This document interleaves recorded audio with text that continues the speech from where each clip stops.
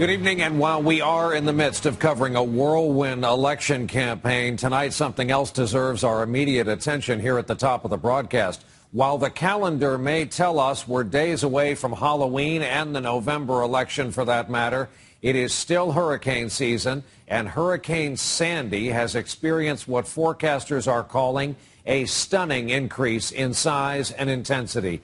This late-season storm has already caused furious flooding in Jamaica, damage in Cuba, we're told lots of it, also in Haiti.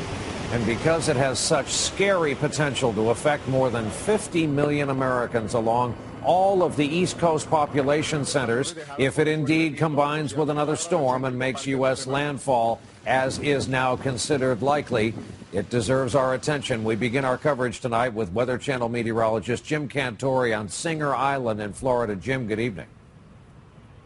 Yeah, good evening, Brian. This is just the kind of the forerunner of what we're going to deal with all the way up the eastern seaboard, as you mentioned here. We've been using words like hybrid storm and perfect storm, which is essentially a winter storm and a tropical system combining into one big monster. Let's lay it out for you right now on what we know. First of all, the cone. Friday, it looks like it's going to be closest to Florida here. We're going to deal with more waves, some heavy rain all the way up and down the beaches here. Expect erosion there. Saturday and Sunday, it continues to move north. Notice still as an 80-mile-an-hour Category 1 hurricane. That means North Carolina and Southern Virginia are in its sights. Then Monday and Tuesday is the big day for the Northeast as this storm has a chance to come inland as a very powerful storm where the wind field will spread out for hundreds of miles, and that has big-time ramifications we're going to talk about. Let's paint the two most possible scenarios that we have right now for you. Here's scenario number one. The center of the storm, all these circles represent isobars, lines of constant pressure. The tighter they are together, the more wind we're going to deal with here. The smallest circle right there around Ocean City is where the storm comes ashore.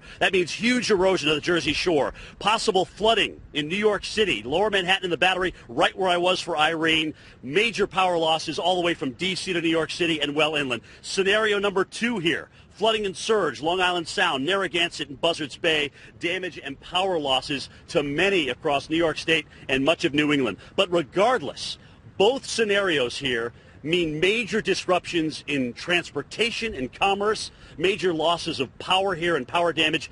And Brian, really both of these scenarios paint a multi-million-dollar or even billion-dollar disaster. We got to keep a close eye on this, as it will infect, as you mentioned, millions of people. Jim, there don't seem to be any real good options here. We're all going to keep an eye on the Weather Channel. Jim Cantore, as we just begin the coverage of this storm as it makes its way up the East Coast.